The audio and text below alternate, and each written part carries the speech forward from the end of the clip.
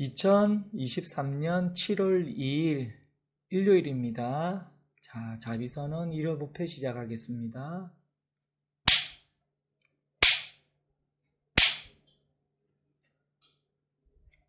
예, 반갑습니다. 반갑습니다. 예, 반갑습니다.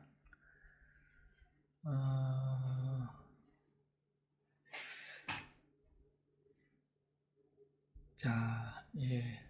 오늘은 또 저희가 또 벌써 자비선언에서 법회한 지가 여러 해가 되었는데 법회 교재 그런 거 없이 이렇게 하다 보니까 또 편하게 하실 말씀 있으시면은 말씀하시고 그렇게 진행을 하겠습니다. 예. 며칠 전에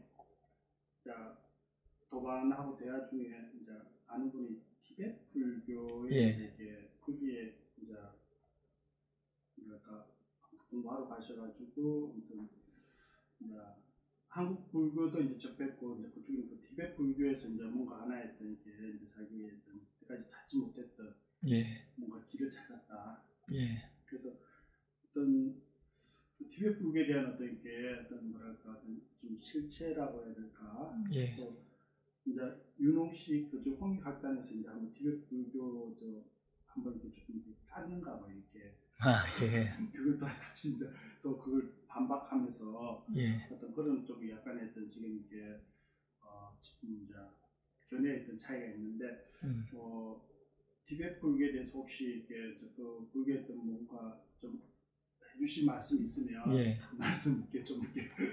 저 뭐 티베트 불교 잘 모르는데요. 저도 사실 잘 모릅니다. 근데 그 우리가 뭐 티베트 불교라고 해서 그 뭐 새롭게 뭐 최근에 우리나라에서 전래돼 가지고 많이 알려졌다라고 할 수도 있겠고, 물론 이제 고려 말의 원나라 때도 우리가 그 티베트 불교 라마성 해가지고 그렇게도 얘기를 했고, 근데 가장 그 뭐 우리나라 역사에서 보면 문무대왕 때 보면은 명랑법사 해가지고 그 명랑법사가 이제 의상스님이 당나라가 이제 그 7년간 신라하고 이제 전쟁을 벌였죠. 그때 전쟁을 벌일 때 제일 먼저 이 소식을 본국에 알려야겠다 해가지고 의상스님이 우리나라로 넘어오잖아요. 넘어와서 그 소식을 전하면서 이제 전쟁에 대한 준비를 어떻게 할 건가. 그 정치하는 사람들은 뭐 이제 전쟁 준비를 하고 군사력으로. 근데 이제 이 공부를 하셨던 이제 스님들은 그거를 이제 불법의 힘에 의해서 그것을 좀 크게 무마해야겠다라고 해서 주도적인 역할을 했던 분이 의상스님이 아니고 명랑법사거든요. 근데 그때 그 명랑법사가 했던 것이 우리나라에서는 그것을 이제 신인종이라고 하는데, 이제 그 귀신신자에 도장인자를 해갖고 신인종이라고 합니다. 근데 그 신인종이 지금으로 말하자면은 밀교거든요, 그게. 그래서 우리나라 역사에 처음으로 그 뭐 문두루 비법이라고 해가지고 이제 그러니까 진원 중심으로 해가지고 그 나라에 호국을 하겠다라고 그렇게 큰 이제 법회를 열었죠. 그게 우리나라에서는 티베트 불교가 뭐 제가 뭐 배움이 짧아가지고 크게 이제 이 티베트 불교라고 하는 것이 드러난 어떤 계기가 되었고, 근데 불교 역사적으로는 제가 조금 관심 있는 것이 10세기 때에 있었던 라사 대논쟁이라고 해서 인도의 그 나란다 대학의 까마르실라라고 하는 대학생하고, 그리고 이제 당나라의 그 누구죠? 이름이 생각 안 나. 그때는 패스하고 그 스님이 라사에서 모여가지고 불교에 대한 대논쟁을 했거든요. 티베트 국왕이 우리가 불교를 받아들여서 어떻게 하려고 하는데, 가만 보니까 이게 말하는 게 좀 다르다, 얘기하는 게. 그래서 이게 왜 똑같은 불교인데 이쪽에서 얘기하는 것과 저쪽에서 얘기하는 것이 저렇게 많이 차이가 나느냐. 나는 분간을 못 하겠으니 그러면은 이쪽 대표가 와서 저쪽 대표가 와서 한번 얘기를 해다오. 그래서 대논쟁을 벌인 게 라사 논쟁이거든요. 10세기 때에. 그때 이제 까마르실라 같은 경우에는 마치 그 깨달음이라고 하는 것이 우리 불교의 가르침인데 그것이 한 번에 다 이렇게 깨달음을 얻는 것이 아니고 그것은 마치 우리가 1층, 2층, 3층 건물을 쌓았을 때 건물이 이루어지는 것처럼 마치 그와 같아서 공부에서의 깨달음이라고 하는 것도 그와 같다. 이제 그렇게 얘기를 했었고 이제 당나라에서 온 그 선성은 불법에서의 가르침은 마치 이제 사다리를 타는 그런 것이 아니고 그냥 단박에 자기 마음을 문득 깨달아서 스스로가 깨달으면 그것이 곧 우리 불교의 부처님의 가르침이다 라고 하는 얘기를 하게 돼요. 그러니까 그거를 몇 날 며칠에 걸쳐서 이게 토론을 한다는 게 우습기는 한데 근데 국왕의 입장에서는 알 수가 없으니까 왜 이렇게 상반된 불교냐라고 해서 들어봤을 때 왕의 입장에서는 그럼 내가 봤을 때는 마치 그 스님이 얘기한 것처럼 건물을 바로 짓는 것이 아니고 이렇게 한 층 한 층을 해서 이제 풍광 좋은 것을 건물을 이루는 것과 같은 것처럼 불교의 가르침도 그와 같은 것이 아니냐. 나도 그렇게 생각을 한다라고 해서 선불교의 전통을 받아들이지 않고 수용하지 않고 남방상자부의 불교를 받아들이는 계기가 되었죠. 그것을 바탕으로 해서 티베트 불교의 시작이라고 저는 알고 있거든요. 그렇기는 한데 불교라고 하는 것이 제가 항상 말씀드렸을 때도 그냥 소승불교라고도 지금도 사람들이 그런 얘기를 많이들 하죠. 지금 이 선불교를 하고 대승불교권에 있는 분들은. 근데 사실은 소승이라고 하는 말은 조금 어떻게 보면은 좀 듣기에 조금 불편하고 그쪽에서 불러달라고 하는 이름이 남방상자부라는 이름을 불러달라고 했잖아요. 그쪽에서 그렇게 불러달라고 했기 때문에 또 그렇게 불러주는 것이 예의에 맞고 그래서 남방상자부에서의 부처님의 가르침이라고 얘기를 하든 또는 대승불교에서의 공부에서의 얘기하는 것은 저는 그렇게 차이가 없다고 보는 주의입니다. 저는 단지 이제 그것을 사람들이 바라보는 그 시각의 관점에서의 차이가 있거든요. 예를 들어서 우리가 마음심자를 보면 요 하나의 점이 있고 그리고 요 하나의 두 개의 점이 있는데 저는 가끔 그거를 나라는 점이고 그리고 내 몸 밖에서 해와 달이라고 하는 점이라고 저는 보통 방편어그로 얘기를 합니다. 요 세 명의 친구가 있단 말이에요. 나한테 있는 친구는 해라는 친구와 달이라는 친구와 나라는 친구 세 명밖에 없어요. 사람이 살아가면서. 그러면은 해라는 친구는 야 너 친구가 그 하루 일과를 봤을 때 어때 하면은 내 친구들은 맨날 일밖에 안 한다라고 얘기를 할 거고 그리고 달이라는 친구에게 야 네가 바라보는 친구들은 어떤 친구들이야 맨날 잠밖에 안 잔다라고 할 거거든요. 그러니까 똑같은 제일 친한 친구인데 너가 이 세상에서 둘밖에 없는 친구인데 너는 왜 친구들이 전부 다 그냥 개미처럼 일만 하는 친구밖에 없다 하고 너는 왜 그 주변 친구가 전부 다 잠자는 친구밖에 없다고 하냐. 내가 봤을 때는 낮에는 열심히 일을 하고 밤에는 잠을 자는 그런 친구들도 있다. 그렇게 얘기를 했을 때 해와 달은 그 말을 이해를 못 하거든요.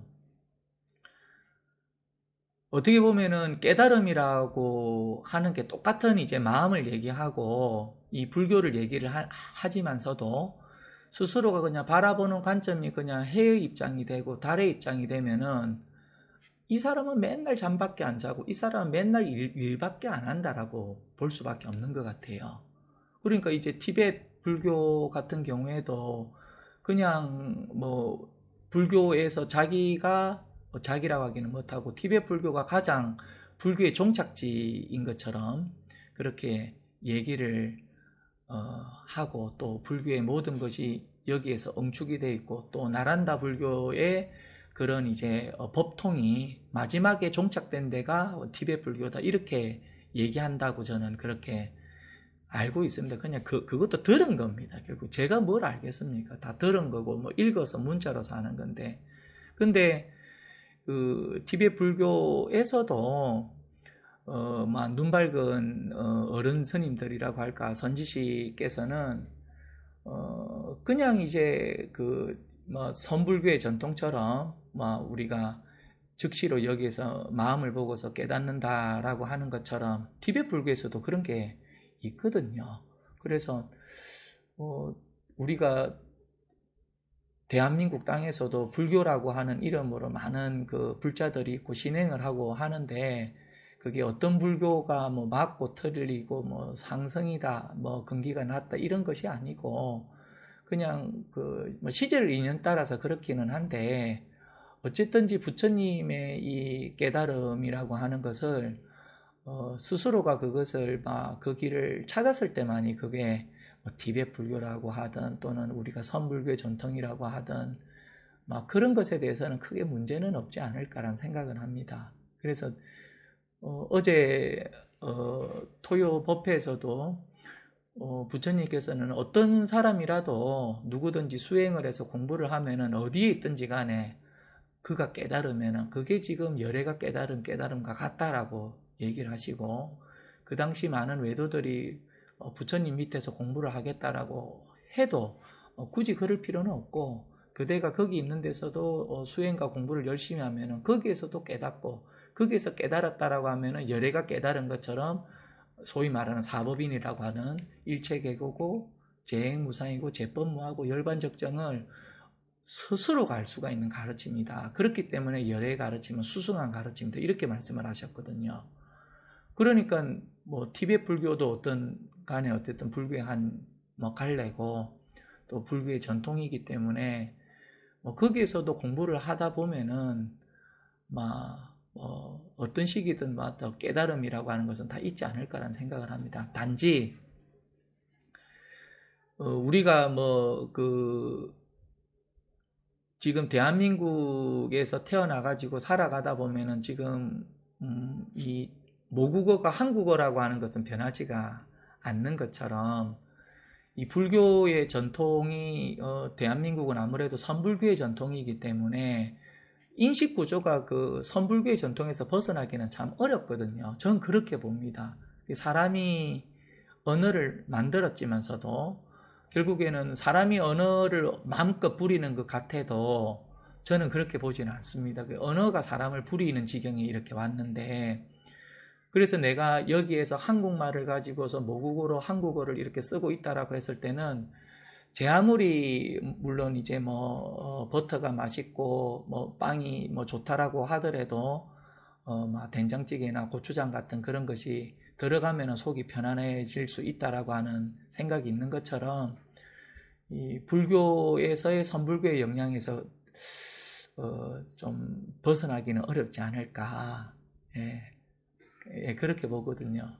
근데 그쪽에서는 이제 뭐랄까 이게 환생이라는 예. 게 굉장히 좀 대명사 같이 예. 좀 주장이 되고 예. 달라이라마나 예. 그런 분들이 있어서 이게 예. 불교를 이해하는 사람들은 이제 그게 좀 굉장히 좀 신비하고 예. 약간 어떤 또 다른 어떤 하나의 어떤 조금 이렇게 불교의 어떤 이렇게 가질 수 있지 않을까. 예.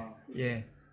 또 사후 세계의 어떤 예. 여러 가지 어떤 이제 그런 어떤 부분들도 그쪽에서 예. 더 구체적으로 뭔가 예. 이렇게 뭔가 명시를 한다고 해야 될까, 예. 자료로서 기록으로서 이렇게 남기 예. 있기 때문에 그런 어떤 이렇게 부분들이 이렇게 불교 신도의 입장에서 불교의 어떤 이제 그러니까 불교인들한테는 그런 부분들이 어떻게 이렇게 우리가 조금 좀 생각을 견해를 가져야 되는지 예.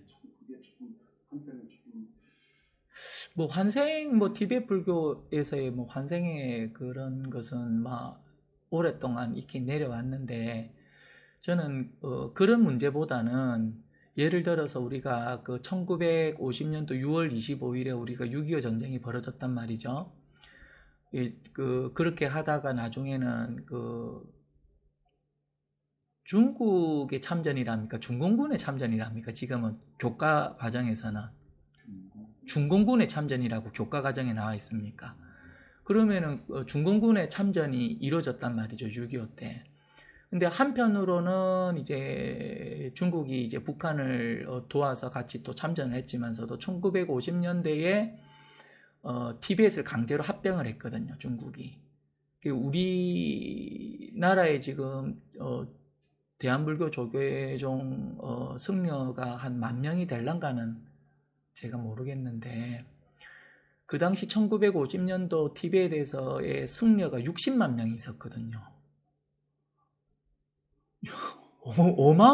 그러니까 60만 명이 그냥 이제 불법 공부만 한 거예요. 뭐 경제 활동이라고 하기는 나라가 그러니까 그렇죠. 60만 명이 다 출가를 해가지고 공부를 했는데 그때 1950년도부터 중국이 티벳을 강제 합병을 하면서 1951년부터 그리고 60년대 초반까지 승려를 몇만 명을 죽였냐면 10만 명을 학살을 했거든요. 독립에 독립을 부르짖고 하니까 그 합병에 반대하니까 그 10만 명의 승려를 학살을 했다고요.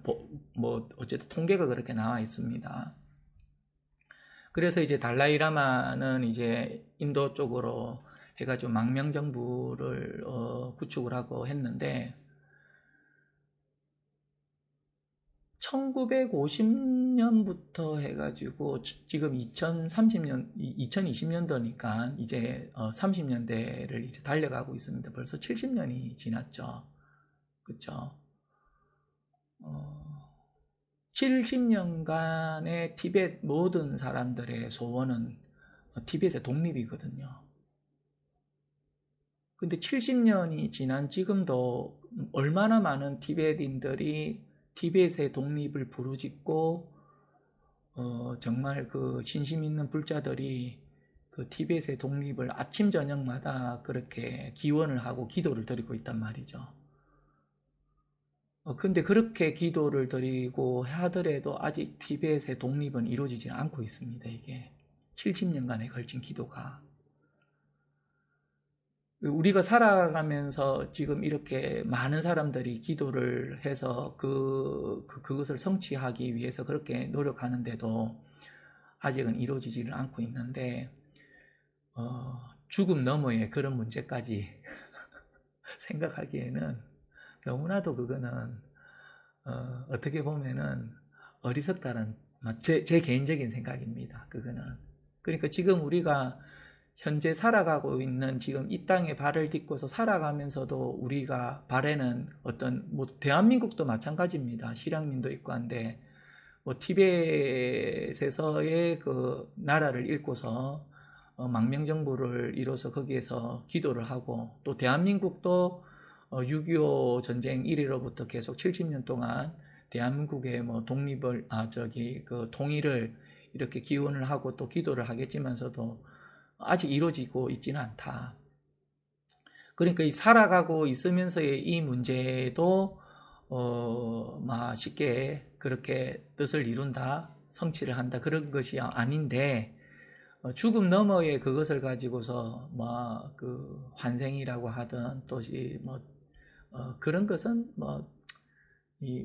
불교에서 바라봐야 될 그런 문제점은 아닌 것 같다. 저는 그렇게 생각합니다. 그런데 또 다른 측면에서 본다면은 우리가 토요일 날 수다니 파타를 하기도 하지만서도 불교에서 보면은 윤회가 있다 없다라고 하기도 하고 또 어떤 분들은 가까운 도반들 중에서는 불교에서 윤회가 없으면은 찐빵에 안고가 없는 것 같다. 말도 안 된다 그거는. 선불교를 하시면서도 그러는 분도 있고 또 스님들도 그렇게 있고 한쪽에서는 불교에서는 윤회가 있는 것이 이제 불교의 본래 모습이다 하기도 하고 한쪽에서는 불교에서 윤회가 있다라고 하는 것은 그건 불교가 아니고 그건 인도의 이제 바라문 전통에서 나오는 거지 불교하고는 관계없다. 모르긴 해도 불교에서 윤회라고 하는 주제를 가지면 요 반으로 갈라질 겁니다. 한쪽은 봐라. 법구경을 봐봐라. 법구경에 보면은 부처님이 누굽니까? 앙굴리 라마가 그렇게 이제 사람들에게 위해를 받아서 죽었을 때 부처님께 묻는단 말이죠. 앙굴리 라마는 죽어서 어떻게 됐습니까? 하니까 부처님께서 이래저래 말을 하면서 마치 구름이 벗어난 달처럼 그래서 이제 깨달음을 얻었고 그렇지만서도 어떤 이렇게 태어나는 것을 얘기를 하고 그렇게 하거든요. 그러니까 법구경에도 보면 그런 얘기가 굉장히 많습니다. 어떻게 보면 뜻 이렇게 보게 되면은 마치 부처님께서 사람이 죽어서 다시 이렇게 재생, 다시 태어났다라고 하는 그런 얘기를 하는 것처럼 그런 얘기가 많고 한데 마찬가지로 팔반대장경에도 그런 얘기는 많다. 그렇지만서도 불교에서의 부처님의 깨닫고 난 이후의 삶을 보고 그리고 부처님이 깨닫고 나서의 그러한 얘기를 보면은 그게 이제 불교의 이제 지향점이 있다라고 저는 얘기를 합니다. 그러니까 제일 먼저 일체의 흐름은 사라졌다라고 하는 게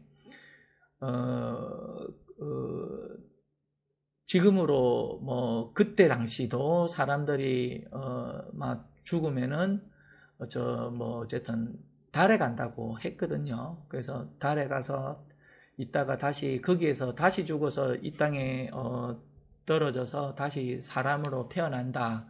그게 말하는 소위 말하는 이도 우화설인데 그렇게 이제 윤회관이 펼쳐졌단 말이에요. 그런데 부처님은 깨닫고 나서 그런 흐름 자체가 없다 이렇게 한 거거든요. 저도 지금 여기에서 도반 여러분들을 이렇게 모시고 이렇게 법회를 하고 있는데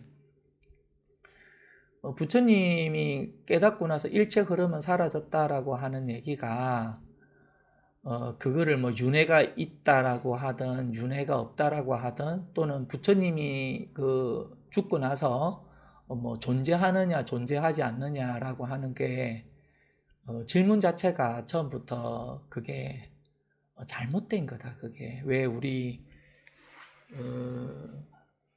저도 한때 예전에는 영화를 참 좋아해가지고 그랬었는데 우리나라 영화에 보면은 올드보이에 보면은 남자 주인공이 15년을 갇혀서 살거든요.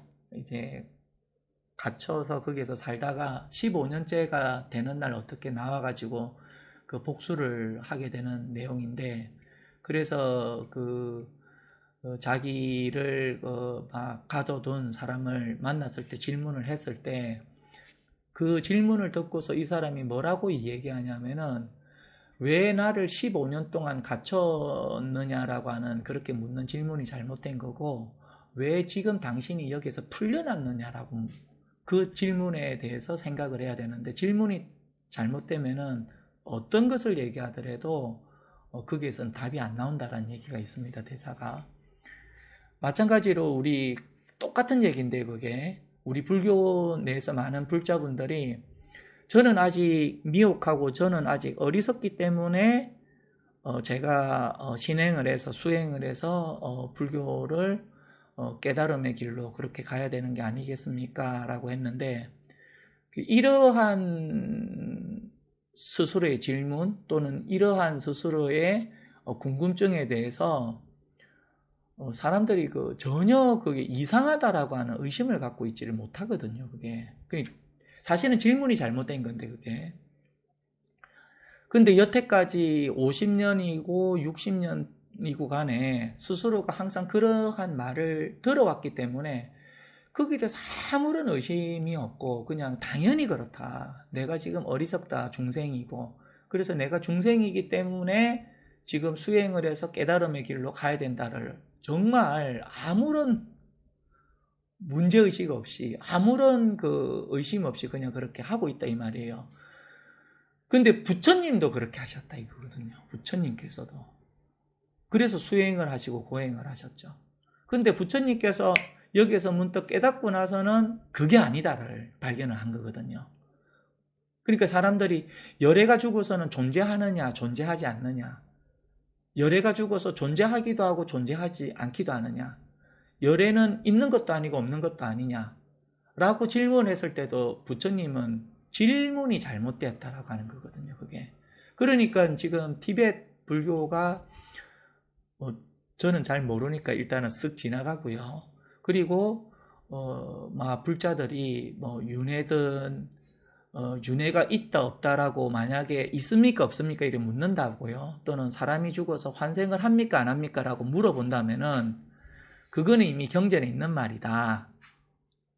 아, 부처님께서 그래 이미 다 말씀을 하셨습니까? 그게 아니고 열애가 죽었을 때는 존재하느냐 존재하지 않느냐, 열애가 죽으면 있는 거냐 없는 거냐, 열애가 죽으면 있는 것도 아니고 없는 것도 아니냐라고 물었을 때 그러면 부처님이 뭐라고 대답했겠습니까? 그렇게 묻는 그 질문이 잘못됐다라고 얘기를 했다. 그러니까 지금 우리가 불교를 공부를 하면서 불자들이 뭐 티베트 불교의 어떤 그런 환생의 전통이라든지 또는 사람이 죽어서 뭐 시계생천 뭐 살아서는 남에게 잘 베풀고 그리고 계를 잘 지키면은 죽어서 이 뭐 하늘 세계에 태어난다고 하더라. 그런 이제 가르침도 없지 않아 있기는 있는데 그것보다는 부처님의 깨달음을 먼저 보는 것. 그래서 막 누군가가 그냥 주어졌던 들었던 어떤 그런 해답이 아니고 자기 자신의 문제를 여기에서 바로 푸는 것. 심지어 뭐 팔만대장경에 있는 모든 내용의 말들이 뭐 저는 항상 말합니다. 그게 본인의 공부하고는 관계없는 거다. 그게 대장경에 있는 모든 말들도 그거는 남의 소리지 자기하고는 전혀 관계가 없는 거다. 그러니까 먼저 스스로가 뭐 우리가 그 열반경에서 나오는 것처럼 자기 자신을 섬으로 삼고 자기 자신에 의지하여 머물고 다른 것에 의지하여 머물지 말고 그리고 그 섬이라고 하는 것도 곧 법인데 법을 섬으로 삼고 법에 의지하여 머물고 다른 것은 의지하여 머물지 마라라고 하는 얘기처럼 오로지 요 부처님의 이 깨달음 또는 이 법이라고 하는 것에 오히려 마음을 기울이고 그러면 되지. 뭐 그런 부분에 있어서는 그렇게 크게 문제거리가 되지는 않는다. 그렇지만서도 뭐 잘못된 질문이다라고 하더라도 제가 지금 미혹하고 제가 지금 중생이기 때문에 수행을 해서 제가 공부를 해서 어쨌든 깨달아야 되지 않겠습니까? 뭐 전혀 이거를 뭐 전혀 부정도 하지 못하고 그냥 거기에서 단단한 반석에 앉아가지고 그냥 이거 확고하게 이렇게 믿고 있는데 질문이 잘못된 것이고 그 자체가 그리고 또 사람이 죽어서 뭐 하늘에 태어난다고 하든 사람이 죽어서 다시 또 태어난다고 하든 막 그게 중요한 것이 아니고 2500년 전에 부처님께서 이미 다 말씀을 하셨다. 그거는 그러니까 이 스스로가 이 법을 이렇게 안밖에 없는 법을 이렇게 스스로가 이것을 투철하게 밝히는 것이 그것이 관건이다.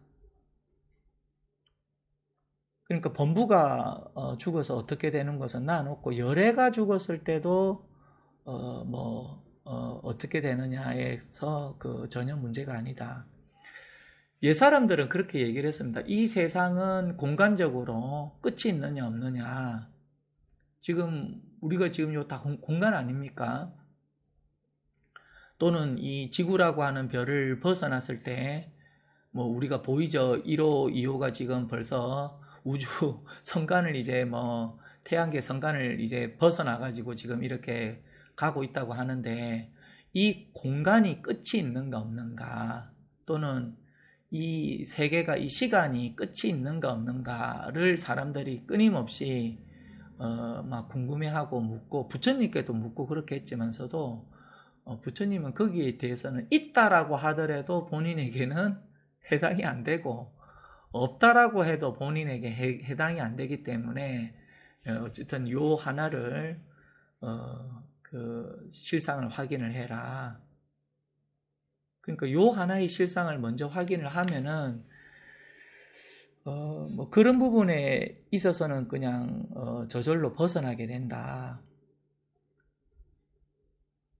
그러니까 일체 흐름은 사라졌다라고 하는 게 딴 게 아니고 그 금강경에서 나오는 것처럼 아상인상, 중생상, 수사상이 없다라고 하는 것과 같거든요. 그 사람이 오래 사는 게 옛 사람들은 그 인도의 그 인도인들은 100번의 여름을 맞이하면은 그게 이제 가장 오래 사는 거다라고 얘기를 했었거든요. 이제 정말 오래 사는 거죠. 근데 그렇게 되었을 때는 내가 다시 달로 갔다가 다시 비가 되어서 땅으로 떨어져서 이렇게 끊임없이 순환을 한다라고 했었는데 부처님은 그대가 여기에서 지금 그렇게 간다라고 하는 것이 어떤 유익함이 있고 그대가 지금 여기에서 그렇게 가지 않는다라고 하는 것이 어떤 유익함이 있느냐. 그대에게는 아무런 유익함이 없고 지금 여기에서 곧장을 법을 보라. 지금 바로 여기에서 곧장 법을 보는 것이 여기에 대한 해답이지 열애가 그렇게 간다라고 하는 것도 그대에게는 아무런 이득이 없고 가지 않는다라고 하는 것도 아무런 이득이 없다. 뭐 거기에 대한 답이 있지 않을까 싶습니다. 그게. 예. 근데 사람들 그래 잘 물어요. 이게 저희 어머님도 저한테 물었습니다. 저희 그 어머님이 그 마지막엔 이제 그 병원에서는 사람이 죽으면 어떤 시기든 그 사망 진단을 내리더라고요. 그래서 뭐 여러 가지 뭐 질병이 있다라고 하더라도 의사들의 관점에서의 곧 사망이라고 하는 것은 의사가 그 사망의 임종에 대한 진단을 명시를 해야지만 사망이 되는 건데 우리나라 뭐 법률상으로 그래서 이 사람이 죽었다라고 하는 것이 뭐 머리의 어떤 정지 또는 심장의 정지, 호흡의 정지라고 하는 것이 포함이 됐을 때 사망이고 그리고 그 사망의 원인을 사망 진단을 의사가 지금 내리게 돼 있는데 저희 모친은 심근경색이라고 되어 있더라고요. 나중에는 뭐 금방 봤었어요. 이렇게 그래 뭐 잘 지내라 하고 그래 뭐 걱정하지 마라 하기도 하고 그렇게 마지막 임종 때는 그렇게 하고 이제 돌아가셨거든요. 그냥 누워서 편안하게. 근데 그전에는 내가 진짜 궁금한 게 있는데 내가 진짜 궁금한 게 있는데 니 내한테 대답해 줄 수 있나 그럼. 그게 뭔데요? 그러니까 너가 아버지가 나보다 먼저 갔다 아이가. 그렇죠 어머니 하니까 그럼 내가 죽으면은 내가 너가 아버지랑 같이 볼 수가 있는 기가 내가 죽으면은 너가 아버지가 있는 데를 내가 같이 볼 수가 있는 거가 그렇게 해요. 왜요? 하니까 속은 많이 썩였는데 속은 많이 썩였는데 그래도 내가 너거를 저희 어머님이 딸 둘 아들 둘을 키우셨거든요. 홀로. 그래서 제가 막내인데 초등학교 1학년 때 돌아가셨어요. 아버지가. 그래서 그래도 내가 너그 4명을 이까지 키웠는데 그래도 너가 아버지 만나보면은 뭐라 한가 모르겠다. 근데 민호야 참 궁금한 게 내가 죽으면은 너가 아버지를 진짜 만날 수가 있겠냐. 그렇게 묻더라고요. 그래서 엄마는 아빠를 한번 보고 싶냐 라고 하니까 보고 싶다고 하더라고. 저희 어머님은 보고 싶대요. 그래서 죽어서도 한 번은 그냥 꿈속에서 말고 사람이 영혼이 있다라고 하면은 귀신이 있다라고 한다면은 나는 죽어서 너가 아버지를 한번 보고 싶다라고 하더라고. 그래서 그때는 제가 그랬습니다. 엄마가 죽어서 간다면은 엄마가 보고 싶으면은 아버지 볼 수 있다 얼마든지. 근데 아버지를 볼 수는 있지만서도 엄마는 이미 늙어버렸고 아버지는 그때 젊은 모습이기 때문에 저희 모친이 80대 돌아가셨거든요. 그러니까 아버지는 젊었을 때 돌아가신 거예요. 안 좋아할 것 같다. 안 좋아할 것 같다. 그러니까 가만 듣다 보니까 그래, 네 말도 맞네. 아버지는 일찍 돌아가셔갖고 젊은 나이인데 지금 있다면 젊은 사람 아이가. 근데 나는 지금 이렇게 쭈구렁탱이 할머니가 돼갖고 이래 가면은 아버지가 안 좋아하겠다. 아이, 그럼 안 만나야겠다. 이러더라고 또. 그러니까 이제 제가 그랬습니다. 참 엄마는 어리석다. 그게 왜 어리석냐. 사람이 살아있을 때는 늙고 병들고 죽는데 죽고 난 이후로는 늙고 병들고 죽음이 없기 때문에 그때는 아버지도 막 아주 젊은 모습이고 엄마도 죽고 나서는 자기가 가장 화려할 때를 생각을 하고 죽으면은 엄마도 가장 꽃다운 나이로 만나기 때문에 아무 문제가 없다. 선남선녀니까 얼마든지 만나라. 그렇게 했거든요. 그러니까 알겠다. 그러면은 네 말은 무슨 말인지 알겠는데 죽을 때 그냥 고통 없이 그냥 아주 편안하게 행복하게 막 어떻게 보면 내가 인생에서 꽃다운 나이라고 생각을 하고 그렇게 죽으라 이 말 아이가 이래요.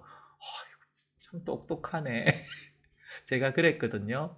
알겠다 하더라고. 근데 그것보다는 손가락이라고 하는 것도 생각이고 손가락이 아니라고 하는 것도 생각인데 이거를 풀어라. 그러면은 또 만나고 헤어지고 만약에 그쪽에서 다시 또 아버지가 있다가 내가 다시 또 이 세상에서 또 온다거나 헤어질란다 하면은 또 어떻게 하려고 그러느냐. 그런 거 하지 말고 손가락이라고 하는 것도 생각이고 손가락이 아니라고 하는 것도 생각이고 젊다라고 하는 것도 생각이고 늙는다는 것도 생각인데 그럼 이게 뭐냐. 그냥 이 문제를 딱 여기에서 풀면은 더 이상 아무 문제가 없다. 이제 그렇게 얘기를 드렸거든요. 그래서 이왕이면은 항상 그렇게 했습니다. 마지막 돌아갔을 때는 아프고 그러니까 아야 하면은 뭐 어차피 아픈 거 이렇게 해도 아프고 저렇게 해도 아픈데 아야 하지 말고 말을 해도 아프고 말 안 해도 아프다는 사실은 아는데 아야 하기 전에 아야가 지금 어디서 일어나느냐. 그거를 공부를 하세요. 그냥 아픈데 그냥 아프다 하지 말고 아프다라고 해도 관계는 없는데 그냥 아프다라고 하면 아픔을 따라가니까 아프다라고 할 때 아프다 아야 하는 그거를 문득 여기에서 밝혀지면은 아야라는 그게 지금 엄마의 본래 모습이고 그것을 우리 불교에서는 그게 진짜 마음이라고 하고 깨달음이라고 한다. 그래서 무엇이 불법이냐? 아야. 어리석어서 아야를 그냥 내가 아픈 상태로 생각하는데 그러지 않으면 무엇이 불법이냐? 아야. 그게 꼭 불법이다. 항상 이제 그렇게 얘기를 했었죠. 그러니까 사람이 죽어서 근데 뭐 윤회라고 하는 게 그 생각이거든요. 왜 그렇게 저는 얘기를 하냐면은 사람은 태어나서 죽잖아요. 사실은 사람이 태어나서 죽는 거는 제가 우스갯소리로 얘기를 하는데 그냥 밥을 먹어서 죽는 거거든요. 밥을 먹어서 죽죠. 사람이 밥을 안 먹으면 안 죽습니다. 즉 내가 살아있기 때문에 밥을 먹고 살아있기 때문에 밥을 먹어서 죽는 건데 그러니까 내가 밥 먹지 않았다면 늙는 것도 없고 밥 먹지 않았다라고 하면 아픈 것도 없는 겁니다. 그러니까 근데 이 밥이라고 하는 것이 경계인데, 근데 이 밥이라고 하는 경계를 문득 여기에서 확인을 하면 이게 밥이 아니고 법인데, 그래 되면은 사실은 오는 것도 없고 가는 것도 없거든요. 그러면 사람들이 말하는 윤회라고 하는 거는 거창하게 뭐 이도 우화설을 얘기하지 않아도 그냥 사람이 죽으니까 그 죽음 너머의 세계에서도 다시 죽음의 얘기를 하는 거예요, 그게. 그냥 사람들은 간단하게 그냥 사람이 죽어서 천상이고 사람이 죽어서 지옥이고 이따가 다시 온다라고 이렇게 얘기를 하는데, 그게 간단한 문제가 아니고 사람이 생겨나서 머물러서 죽는데 윤회라고 하는 것도 거기에서 다시 죽어서 태어난단 말이죠. 재죽음에 대한 문제예요. 그러면은 여기에서도 죽고 저기에서도 죽기 때문에 다시 이렇게 오는 문제이기 때문에 계속 어리석음의 연속이죠, 그게. 왜냐하면은 지금 여기에서도 내가 태어났고 지금 여기에서도 내가 밥을 먹고 있기 때문에 늙고 병들고 죽음이라는 문제가 펼쳐지는데, 근데 부처님께서는 그러한 일체의 모든 경계가 사실은 어리석음의 문제가 아니고 생사의 문제가 아니고, 즉 요 생사의 문제가 곧 이 열반상을 나타내는 거다라고 했거든요. 거기에서 다 해결이 된 거예요, 이게.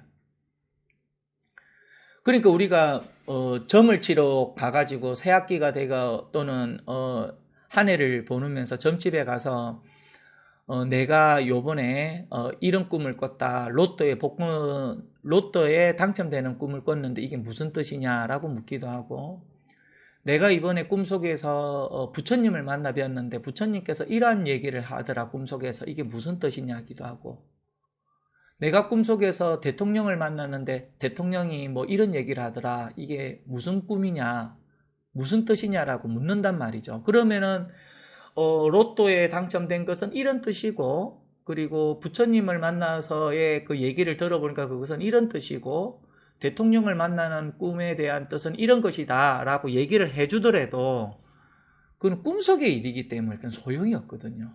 그래서 그 무당이 그것은 좋은 꿈이다라고 하든 그것은 나쁜 꿈이다라고 하든 그것은 아무 사용이 없다.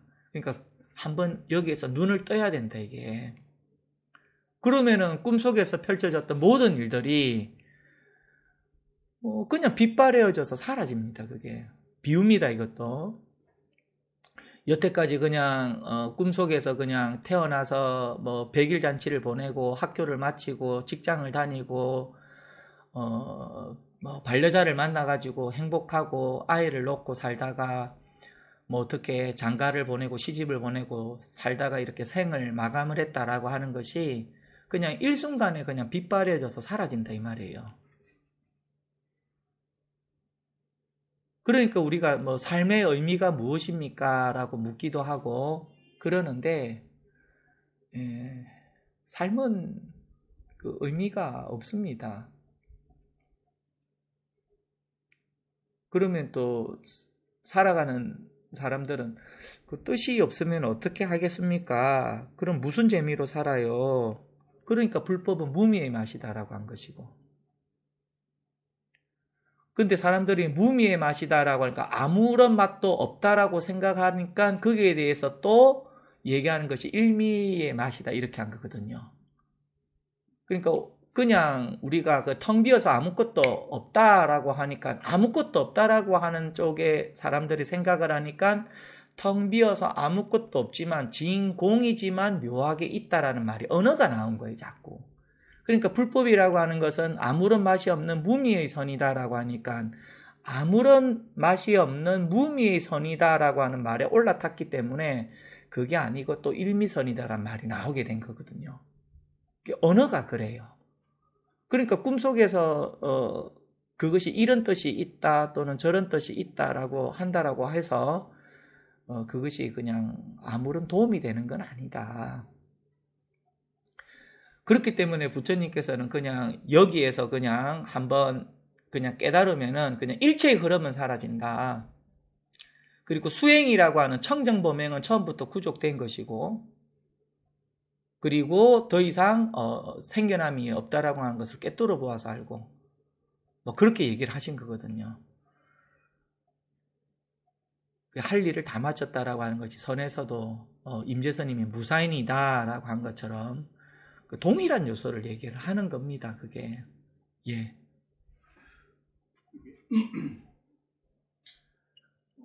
이제 A란 분이 이제 이렇게 선에 대해서 이렇게 공부를 하시다가 남들은 이제 이렇게 깨달았다고 이제 네. 말씀을 이렇게 하시는가 봐요. 예. B라는 사람이 이제 A라는 사람하고 이제 진솔하게 얘기를 이렇게 나눴을 때 마음이 좀 이렇게 편안히 쉬어지지가 않는다. 예. 그래서 이분이 이제 말씀이 그건 욕망 때문이다. 욕심 때문이다. 예. 그렇게 이제 이렇게 깨달았다고 하는데도 예. 이제 이렇게 진솔한 자기의 또 속마음이 있어가지고 세상 사이에 있어가지고 예. 이렇게 쉬어지지가 않는다. 예. 쉬어지지가 않는다. 욕망이다 그거는. 그래서 이분이 이제 그 답변에 있던 그런 예. 대화의 내용이었거든요. 예. 그런 부분에 대해서는 이렇게 조금 이렇게 우리가 상식적으로는 좀 이렇게 좀 안 맞는 것 같거든요. 예. 보면 이렇게 깨달음에 대한 어떤 그 결과로서 봤을 때는. 예. 그때 한편은 또 이렇게 뭔가 이제 깨달았다고 이제 그렇게 이제 또 얘기도 하고 이렇게 그렇게 있는데 이 어떤 대화의 어떤 예. 부분에서는 어떤 예. 좀 예, 말씀하셨는데 그거는 방금 이제 응선선님께서 얘기를 하신 거고 예. 그러면 제가 그 응선선님이 말씀하신 거를 제가 얘기해 볼 테니까 잘 이해했는가 봐보십시오. 그 한 분이 선지식인데 깨달으셨어요. 그리고 이 사람이 공부를 해서 깨달았습니다. 예. 그래서 요 같이 이제 한 분은 안 깨달았어요. 깨닫지를 않았어요. 예, 비락한 사람. 예, 깨닫지를 않았고 예. 그래서 얘기를 하다 보니까 아직 마음이 쉬어지지도 않고 어떤 욕망하는 부분이 있고 예. 예, 깨달았다라고 하는 사람이 그렇게 했을 때 그거는 아직 쉬어지지 않는 것이 어떻게 해요? 그러니까 아직 마음이 이렇게 편안하지 않는다, 예. 이렇게 쉬어지지 않는다고 이렇게 예. 이제 얘기를 하니까 안 깨달은 사람이 예. 그건 이제 욕망 때문이다. 욕망 때문에 예. 당신이 깨달았다고 하더라도 그런 거다 이렇게 했단 말이에요.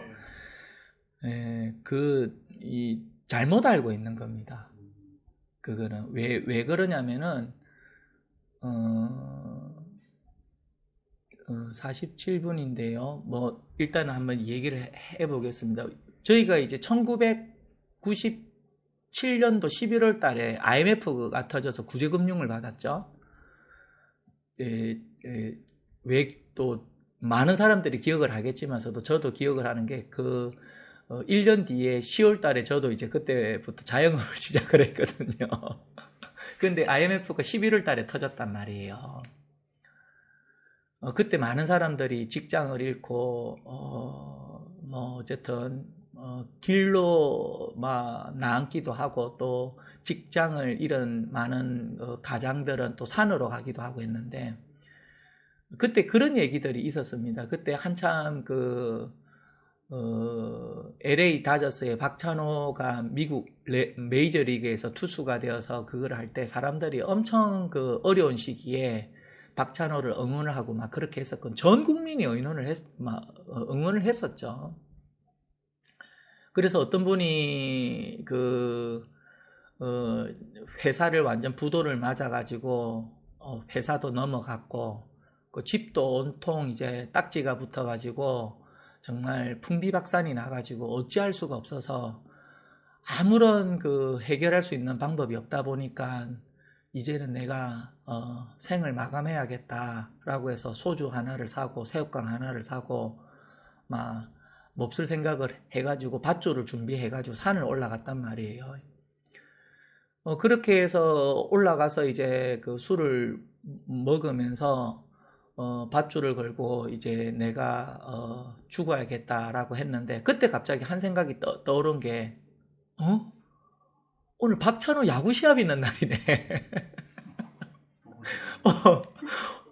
박찬호 오늘 중요한 시합인데 그러면은 이 박찬호 야구 시합은 보고 내가 삶을 마감해야겠다라고 해서 이제 소주하고 새우깡을 놔놓고 이제 폰으로 이제 야구 시합을 본단 말이죠. 이렇게 야구 시합을 이렇게 보고 있는데 열심히 응원을 하고 했는데 이왕이면 이겼으면 좋았을 건데 박찬호가 거기에서는 야구 시합을 전 거예요.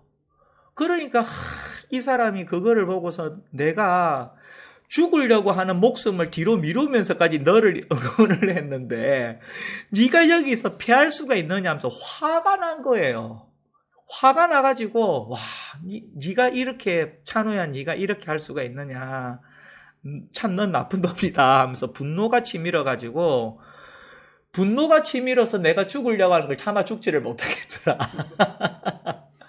이러한 얘기를 자기가 글에 적어서 라디오에 올린 거예요. 그래서 이러한 얘기가 사람들에게 알려지기 시작한 거예요. 알려지다 보니까 그 소식을 미국의 그 메이저리그에 있는 박찬호 야구 선수가 그 얘기를 듣고 저를 응원해 주시는 고국에 계신 많은 국민 여러분 하면서 그때부터 멘트를 하고 그러기 시작을 했다라고 하더라고요.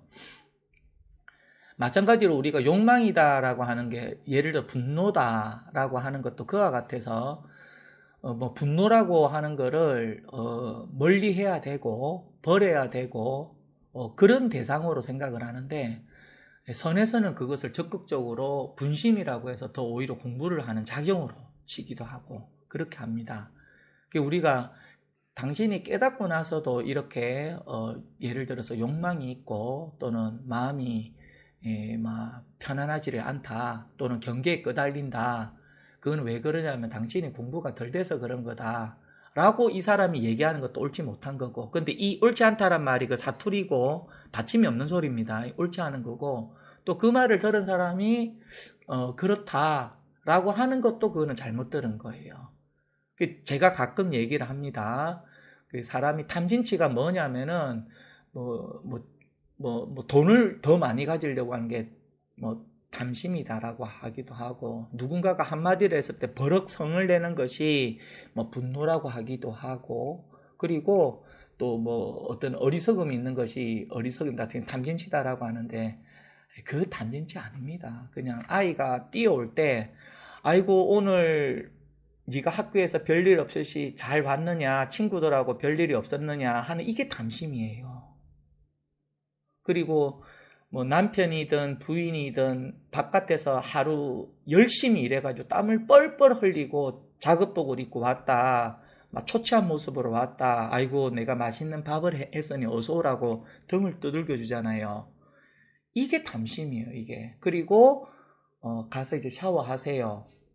이제 내가 밥 차렸으니까 너 이제 밥 먹고 공부해야지. 이게 진이에요. 사람들은 욕심을 내는 걸 탐이라고 하고, 그리고 화나서 이거를 진이라고 하는데 그게 아니고 이게 탐진이에요.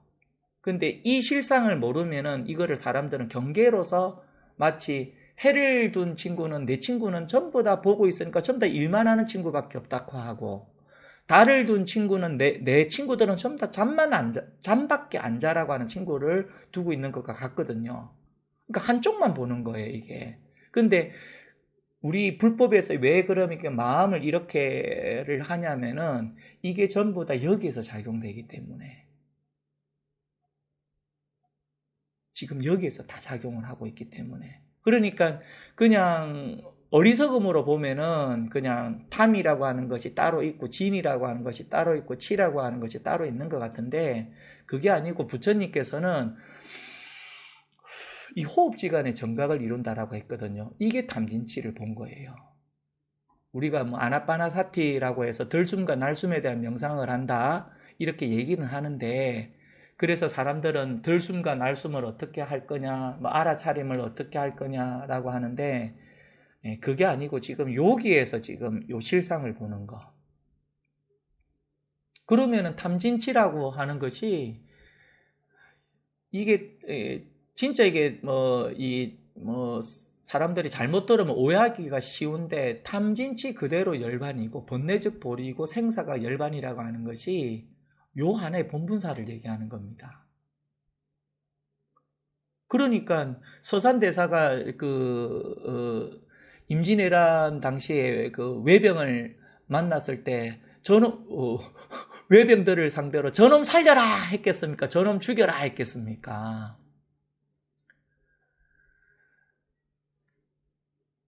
마찬가지로 우리가 이 생명이라고 하는 자체가 지금 봐보십시오. 이게 우리가 살덩어리라고 하잖아요. 살덩어리라고 하는 거는 그러면은 안팎을 나눈 거잖아요. 우리가 정자가 동그랗게 있고 난자가 동그랗게 있으면 이게 왜 테두리가 있겠습니까?